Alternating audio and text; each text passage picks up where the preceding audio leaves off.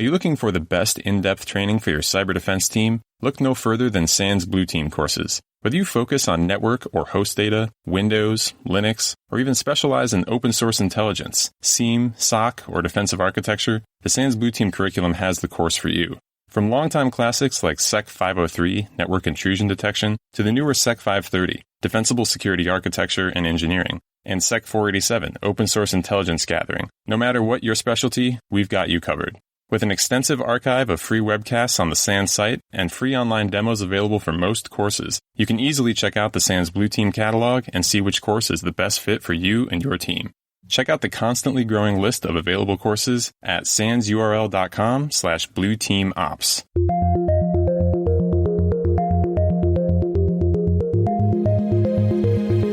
This is the Blueprint Podcast, bringing you the latest in cyber defense and security operations from top Blue Team leaders.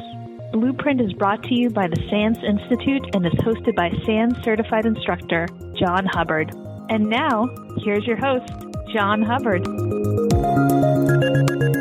On today's episode of Blueprint, we talk with former SOC director and incident responder turned cyber lawyer, Mary Chaney. Mary has had a large scope of highly important positions throughout her career and was gracious enough to lend us some of her time for this episode. In this interview, we talk about the intersection of law and cybersecurity, including privacy and breach disclosure laws and their implications for blue teams, and cybersecurity career building advice, especially for those who are underrepresented in the field. Due to the amazing breadth of experiences and knowledge Mary has, this episode brings perspective from areas of information security that many of us may never hear about day to day. And that makes the information she has to offer in this episode all the more valuable. So grab a comfy chair and get ready for an awesome interview with Mary Chaney on this week's episode of Blueprint.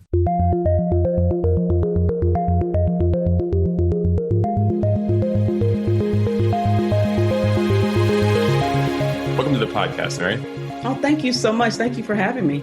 Absolutely. So to kick this off, one thing I want to put out there first is your amazing wealth of experience. You've worked jobs from SOC to director level to office of the CISO and now work in law. Could you give us a rundown of your background and kind of your story of how you transitioned through all these varied and very interesting careers? I call it my superhero origin story is what I call it. So no. By way of background, actually, I just did a blog. I have a background in information systems, and I actually learned COBOL when I was in college. So everybody's asking for COBOL programmers. I said, I can actually code it, but it's been a long time. But I did get an A in a class, so that means I did know something. So I have an information systems background, and then after graduating from undergrad, I went into law school. And I, went to law school and got out of law school and decided, when I was in law school, the FBI came recruiting at the law school itself. And so that was technically they were my plan B. And so I started with the FBI and I started the process of application, which is a long drawn out process. And then I went into the FBI after September the 11th. So the June after September the 11th is when I went into the FBI as a special agent for the FBI. And then the FBI shipped me to LA. I should kind of back up. I'm born and raised in Ohio. I went to law school in Texas. Then I, moved to the DC area, and then the FBI shipped me to LA. So I was out in LA playing around with the FBI. They put me on the cybercrime squad, and I was having a good time. I was investigating denial of service attacks cases. I was investigating, back then, auction fraud was big. Internal threat cases were big when employees do stuff badly and they reach the level of criminality that they do. And then I served as their collateral duty as their information security officer. So that's when I started to get the physical security aspects of things. I started to get the personnel security, HR security aspects of things. And so I grew up in information security at the FBI. And so the way my thought process, as I transitioned into different places in my career, it was formulated by a holistic approach to information security. You couldn't build a building in the government without knowing what kind of data that was going to be on the systems in that computer system. So after leaving the FBI, I served for about 6 years before transitioning out. I moved back to Ohio and I started my first consulting practice in 2008, which was not a very smart thing for me to do. There was this certain thing called a financial crisis that was going on, although currently I'm thinking I'm not shouldn't be an entrepreneur right now anyway. But in any event, I was able to make that last for about 4 years before starting my corporate career. So I started my corporate career. I was the director of incident response for GE Capital. And then I stood up and ran the security operations center for Johnson & Johnson. And then I had a short stint with Comcast in their global CISO's office where we're doing some third-party risk management as well as tool efficacy and things of that nature. I did leave corporate America in 2017 and actually moved to Dallas in 2017 with the sole desire to start my own law practice.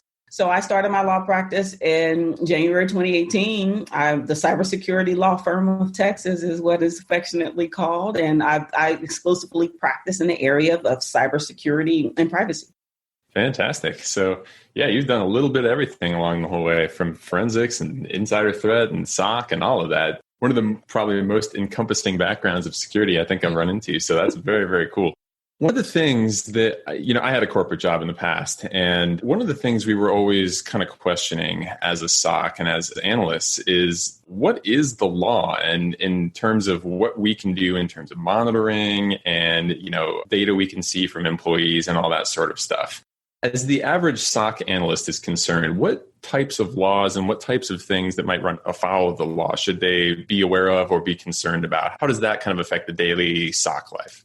Well, unfortunately, the United States, we don't have a lot of privacy. And, there were some things going on in corporate environments that employees probably do not know. I mean, if an organization had a breach and they lost their whole HR database with all their employees' data in it, there was a carve out. That wasn't something that was reportable if you've lost your own data. And so it's customer data that you actually report that actual breach for. So I've had incidents where I've responded to an internal breach that the only thing that got out was our employees' data, but it wasn't something that they needed to be notified or they even knew about. Some chose to report it, some didn't. So there aren't any specific laws.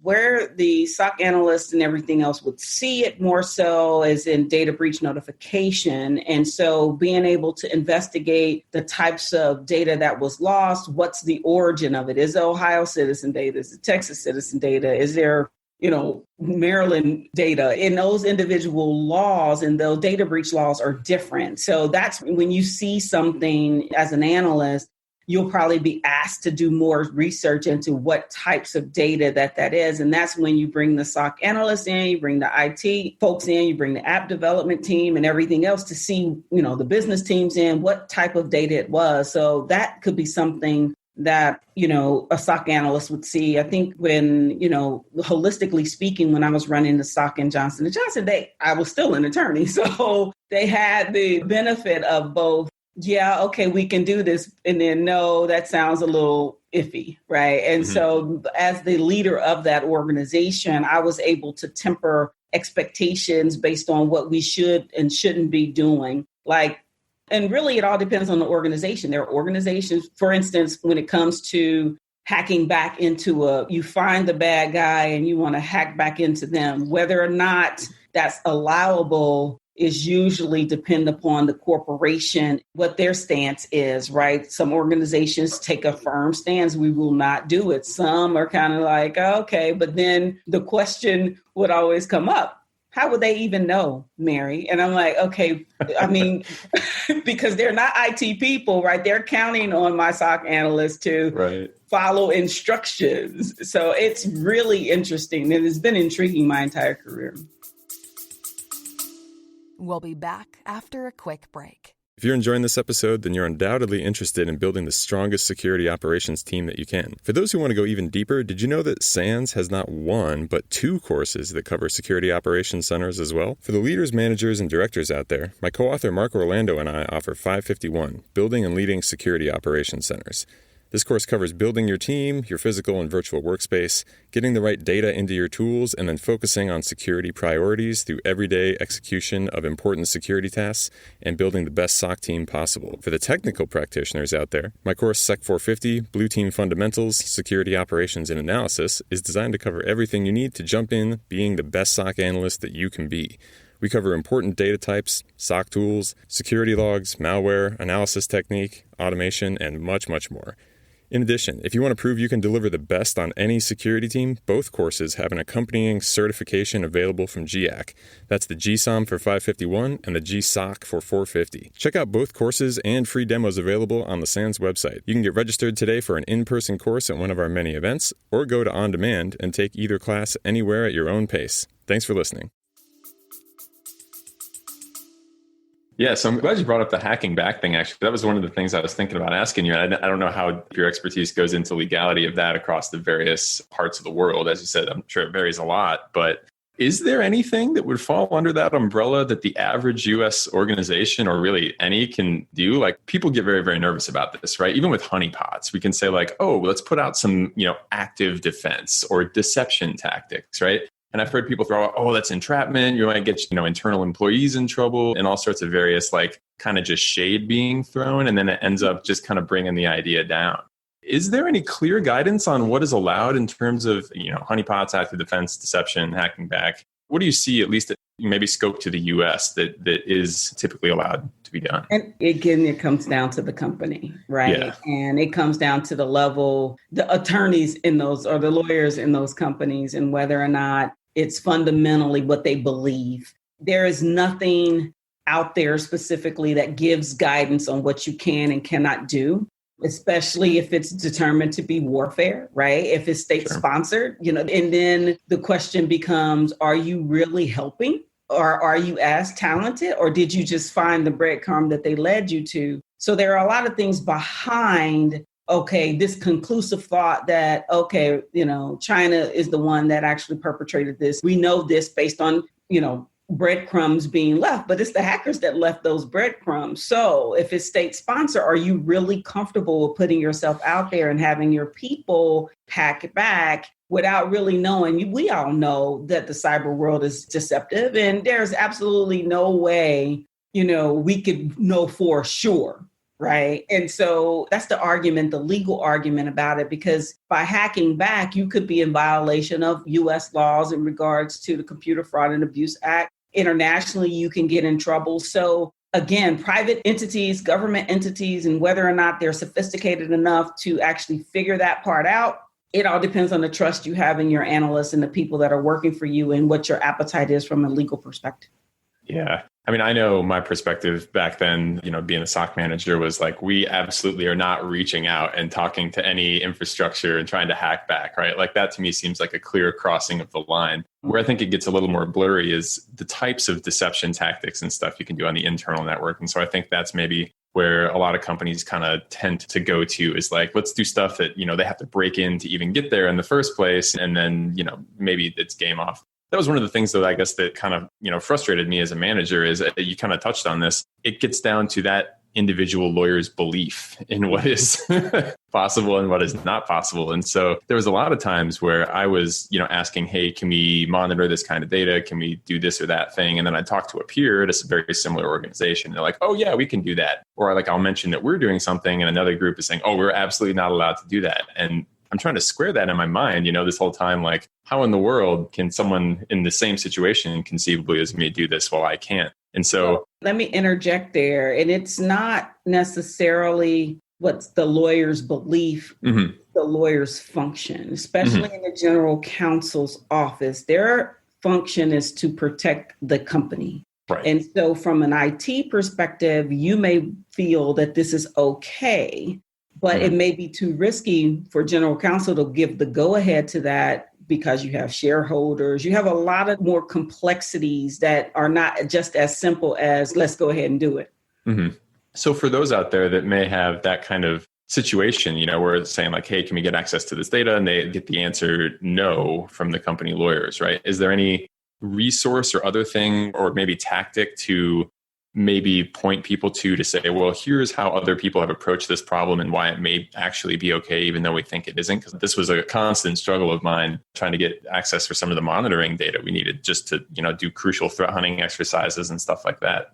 Well, internal, external data is different. And so What I think I hear you asking, is there any place that you can point the attorney to? Yes. Well, it's more about articulating what it is that you're trying to do. Right. Okay. So a lot of times IT people and lawyers don't speak the same language. I just so happen to be able to speak both. So what an IT person is explaining to an attorney, especially when they're speaking in technical jargon, it's missing the mark. They're going to immediately say no because they don't understand it. And so it's about taking the time to actually explain what the facts are, right? And it's different from monitoring what's going on in your internal network. I never, ever gotten any issues with what was happening on my own network, period. What was happening, what we were actually trying to do to someone else is where that test becomes, where that rubber meets the road, so to speak. So, I mean,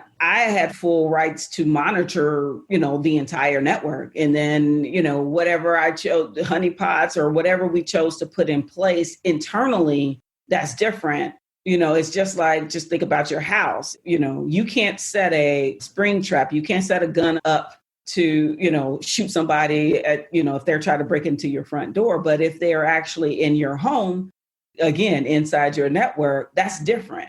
But I can't chase a person down the street just because if they show no threat to me. So with lawyers, there are nuances and there are fact-based nuances that could contribute to how a person could actually articulate what they're trying to do and how that may, meet or assuage some of the fears that the attorneys have about the activities that are going on. Sure. What you said there was pretty much exactly my experience. Is we would take SSL decryption, for example, right? We would often be like, hey, we need this to be able to defend the network. Otherwise, we don't know what's going in and what's going out. And they're like, oh, absolutely, you can't monitor that. That's private data or something like that. And we'd be like, well, hold on, let us explain, exactly what's going on here. And then eventually we would work something out. So it sounds like your advice is kind of the same thing, is make sure you actually fully describe what it is you're doing, why you need to do it. And then hopefully you can work on some common ground. And I know, of course, in some regions, that, that specific things like that are illegal and otherwise, but making that bridge between, IT and technology people and the law side, I think is probably a key piece. That's one of the best things I would advise any cyber defender, especially with, privacy laws getting more and more readily applicable to certain entities. It's get outside of the technical aspects of things to try to understand what's actually, being asked of you, or how you have to have that bridge, that relationship with not only the business teams, but the legal teams, so you can actually be at the table to explain what's going on outside of the technical talk of what the analysts are doing. Speaking of new laws, there's a whole bunch of new privacy laws. I guess it's mainly consumer-focused privacy laws, not so much employee-focused, but stuff going in like the CCPA and similar laws in various other states. What do you think will happen as a result of sort of those new laws going into effect? Are we going to see the same kind of effect like we saw with GDPR, and that data breach notification and everything is going to become more strict and more expensive? And how might that change, an organization in the next few years? Yeah, I really, truly, and honestly believe that privacy laws are going to drive cybersecurity. It's just mainly because organizations historically haven't invested in cybersecurity. We've argued budget for eons now, it seems, and trying to get the necessary tools as well as resources and processes in place. And so the only thing that seems to be driving certain activity is laws being put in place to allow or to hold organizations to a certain level of responsibility when it comes to data. Now, I'm going to switch and start talking about the actual data itself, because privacy laws are about the data and the types of data that you're collecting. Blue teamers don't necessarily know really the data piece. They're looking at the network piece. But understanding that these privacy laws out there that are now like CCPA that are coming in and saying, okay, well, you have to do this. The technical teams have to be able to articulate how they're doing that. And so, no, I truly believe privacy is going to drive cybersecurity. I wish and hope and pray that the federal government actually steps in and creates a overall privacy law that applies to everything. So just understand the difference between GDPR and CCPA and the rest of the world, right? So you have in certain industries different laws that are varying levels of cybersecurity protection. If you're a bank, you're regulated, you have requirements. If you're in healthcare, you have HIPAA, you have requirements on you. And children's privacy is also, those are about the only three in this country that have on the books laws that talks about the privacy aspect of things. But from a data breach notification perspective, it's usually electronic data that has to be breached in order for an organization to have to report that breach. So that's all cybersecurity. The security of electronic data is all cybersecurity. So you have areas of, it's so hodgepodge in the United States in regards to who's required to apply and who doesn't. Okay, stop. Now you start talking about GDPR and now CCPA. It doesn't matter what industry you're in. I mean, it doesn't matter if you are a mom and pop shop or, consumer shop, you're selling data or you're buying data. It doesn't matter. If you actually have this information, you're required from a California perspective to protect California citizens' data. What does that mean? That means you have to actually recognize their California citizens' data, and you have to put certain things in place to make sure that that data is secure. California, even Texas is considering it.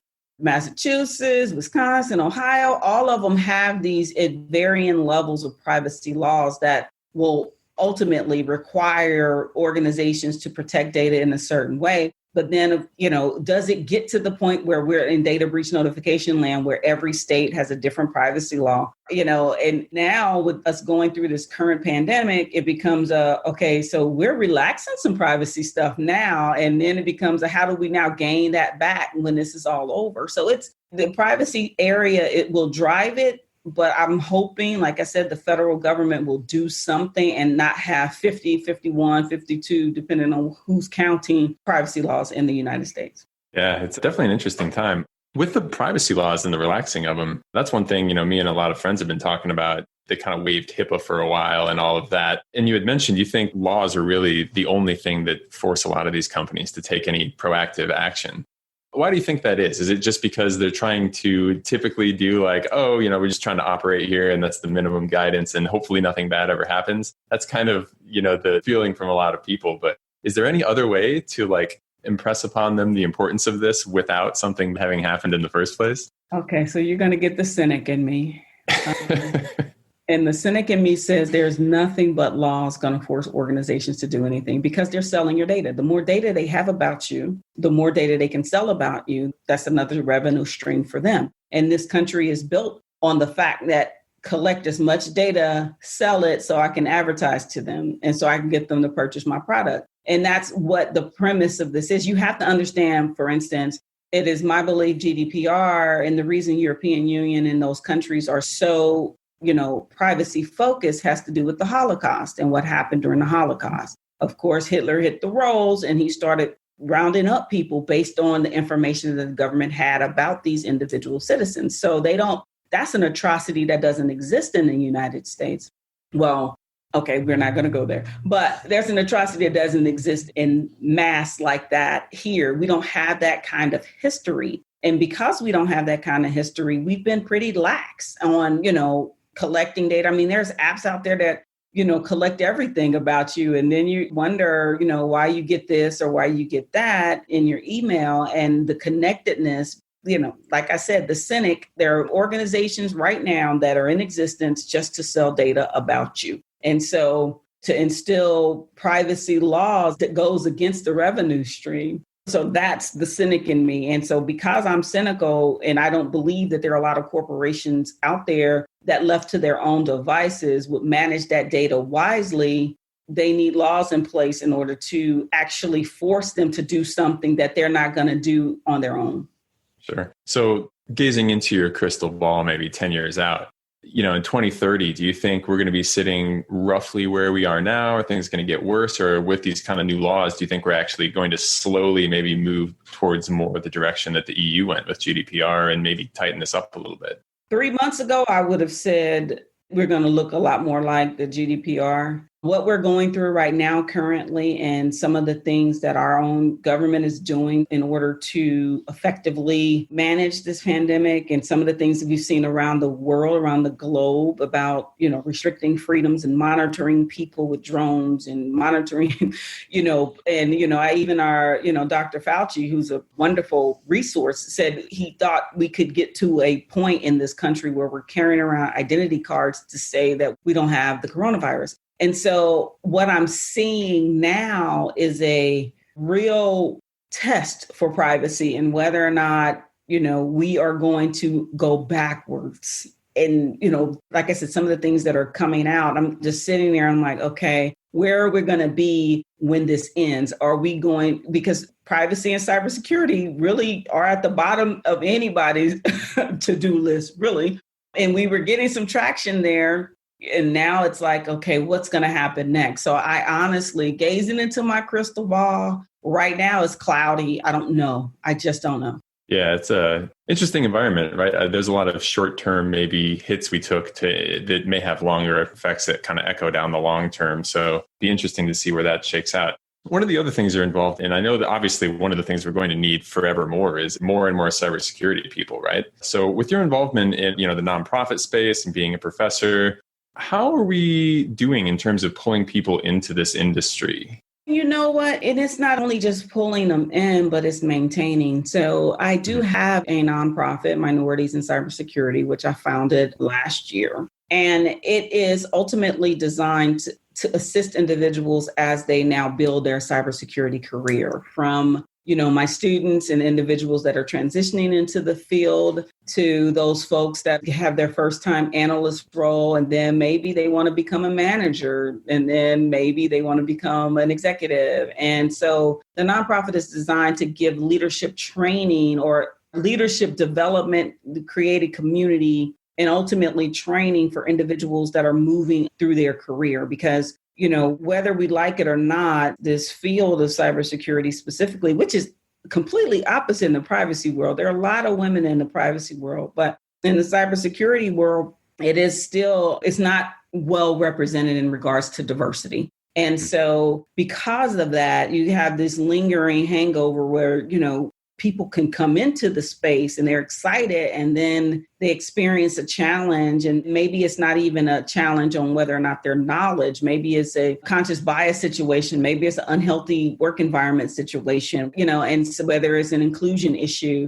And so they tend to leave the space. And I think, the nonprofit itself, it was built on the idea that individuals need help in certain areas at certain times in their careers to maintain that level of excitement of where they want to go. So there are plenty of opportunities out there just to we're not tapping into the full level of talent that we could potentially tap into in order to shore up that gap. And then another thing, when it comes down to people within our organization, sometimes we don't necessarily give them the proper training that they feel inspired to continue on, in the particular field or in that particular company. They jump ship to another company and start the process all over again. So with talent, you have to understand that I always used to say, train them as much as they want to be trained, because you actually want them to be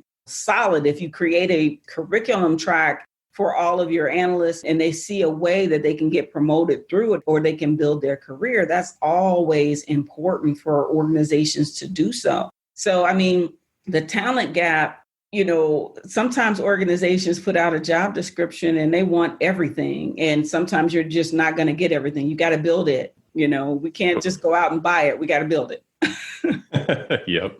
Yeah, that was one of the things I was actually going to ask you specifically is, it's no secret that InfoSec is not a super diverse field compared to some other ones. Maybe on a bigger level and a smaller level, like what can the average person do to try to make the field maybe more accessible to everyone and more approachable to anyone, women, minorities, and everyone from everywhere all over the globe on a big scale? And then also as if you're a SOC manager, is there any particular, or a hiring manager really of any sort, is there any specific steps you can take to make sure that the job applicants you're seeing are not self-selecting on anything, unconscious bias-wise or otherwise?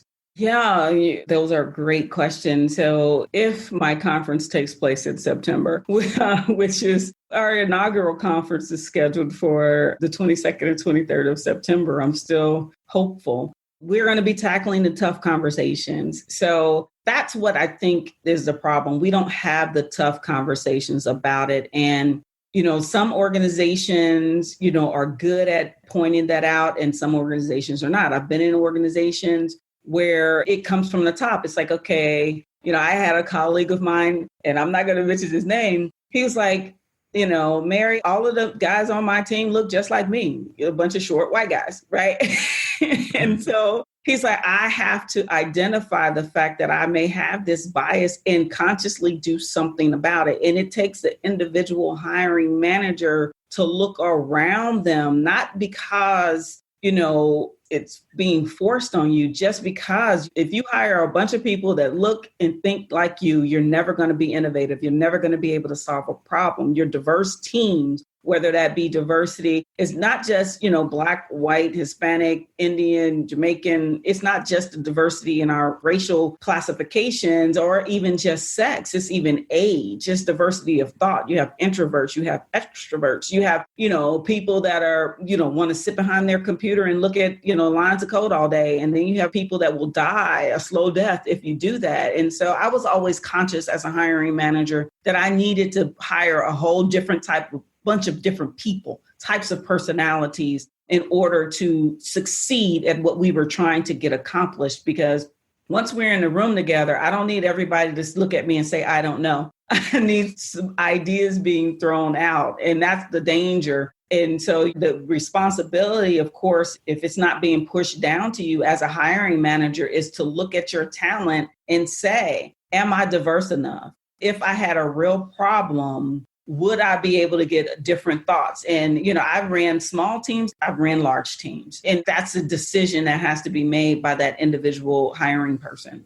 Sure. What about from the other side of that? As an applicant, if you feel like this is maybe a space that's intimidating to you, do you have any advice for people on the other side of the table that may be applying for their first job?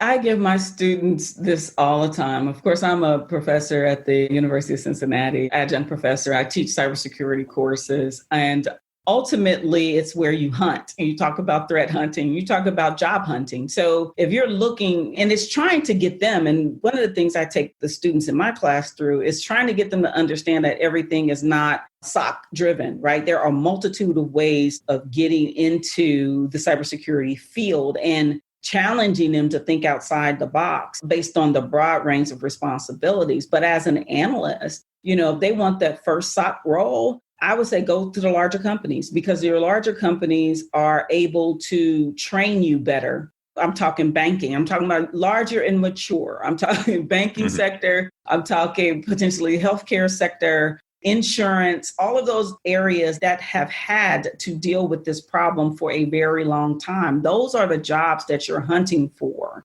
And don't get discouraged if you're not getting there. And again, one of the things that we're not necessarily good at in regards to IT people are inherently introverted, but networking. I mean, I've been in places that, as a business owner, that's what you do, right? You have to be able to sell, and you go out to these places and, oh, so-and-so is hiring. And I would have never heard that if I've not been in the room. So challenging yourself to get outside the box of just the computer. Unfortunately, right now with, physical distancing, this can't happen. However, if you're hunting for that job and that first job, I say, go big or go home. That's the best way that you can actually try to get into that. And, there are the machine learning, and I went to an HR function and all the HR people were talking about how, machine learning is great. And I was just saying, but you're losing some great candidates just based on this filtering. And many of those HR people, unless they're, IT recruiters specifically, don't even know. They're just getting some words. And so it's a balance that should be made there that I think there is a miss, especially with technology and people not understanding, the field itself and what is good over bad. Definitely. Yeah, that's one of the things I always talk with people about as well that are in some of my courses when they're, trying to get into their first job or maybe their second job and move up the ladders. A lot of it is, sometimes around getting around that filter that you don't know is there and maybe taking you out for whatever reason. And so, networking, getting out to conferences, getting out and actually meeting people in real life and putting in some effort like that, may feel awkward. It may be a little bit difficult at first, but you can really turn out some good results from that sort of thing. And so that's and one of the things I always push. Certifications are good. However, don't just rely on those certifications. I think that, I've read job descriptions that 2 years of experience in the CISSP. And it's like, I can't even get a CISSP with the 2 years of experience. So some of it is bad job descriptions. And so just don't get discouraged. That's what I tell my students all the time. Don't get discouraged and maybe look outside the SOC. I know that's not what I'm supposed to say on the Blue Team podcast. However, sometimes looking outside the SOC would actually get you into a field. Third-party risk management is huge. And so again, it touches on the security aspects of a third party. You may not be looking at it from an internal perspective, but you're getting the same experience because you're assessing somebody else's security posture based on whatever those requirements are. So don't get so drawn up into, I want to be an analyst, a SOC analyst. There are other ways of getting into the field. Yeah, absolutely. And there's been all sorts of people that, I know that have very different backgrounds that were not formally trained in InfoSec. So, every time I teach, I'm always asking people, hey, raise your hand if you weren't, if you didn't go to college or didn't study InfoSec. And it's nearly everybody, right? So yeah, for those out there looking for that, I always tell them there's a lot of ways in. No one's is generally the same when it comes to applying to jobs. Like you said, the job spec is a wish list, but it's often not a requirement. And I've done plenty of hiring myself that was outside of what I wrote down on a job spec. So yeah, and they don't understand. Sometimes it's required by HR internally to put the same thing out there, and then understanding the difference between may and must, working that legal aspect. The words mean something on those job descriptions, right? And your goal is to just apply. What do you have to lose? Yeah, absolutely. So with that, final question for you. With all of the things you do, right? You are a lawyer, work a nonprofit, right? You're a mother, you're a professor. How in the world do you get it all done? When we talked earlier, when we did our previous phone call, we got off the phone and we're like, wow, how does she actually get through all that? Do you have some kind of magic productivity formula? Because you may be busier than anyone I know. No, it's all in what I love to do. When it comes to outside of motherhood, and even then, there's some pretty savvy cybersecurity and privacy folks that my teenagers are, but I'm in the space that I love. I'm in cybersecurity and privacy. So for instance, me doing this blog right now, that can be promoted not only with, SANS, but it can be promoted in my law practice as well as my nonprofit.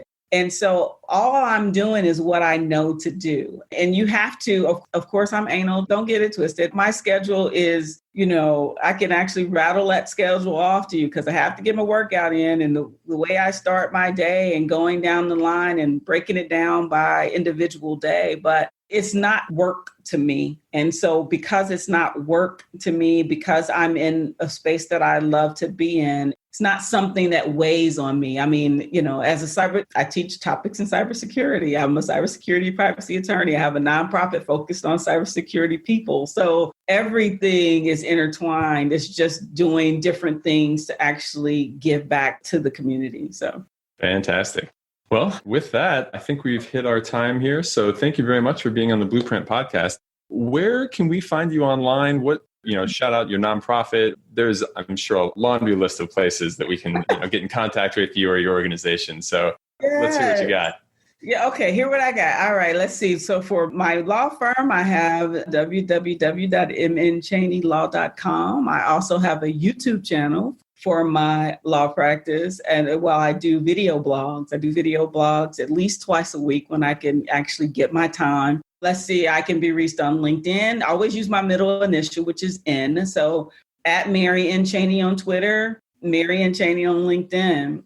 That's the website stuff for myself. Now, minorities in cybersecurity, that can be found online at www.mincybsec.org. please reach out to us. We have a presence on LinkedIn. We have a presence on Twitter at MIC Leadership as well. So it's not that hard to find me once you start to look for me, and it starts to peel away just how much of stuff's going out there. But I really encourage you guys to sign up for my blog. I'm trying to get my YouTube followers up. All right. There we go, everyone. So go out there, subscribe. All right. Fantastic. So thank you very much, Mary Chaney, for the interview, outstanding information on cybersecurity law, how to get hired, hiring, and all the outstanding work you do for the community. So once again, thank you for being on the Blueprint podcast, and hope to run into you again very soon. All right. Thank you so much for having me, John. I really appreciate it.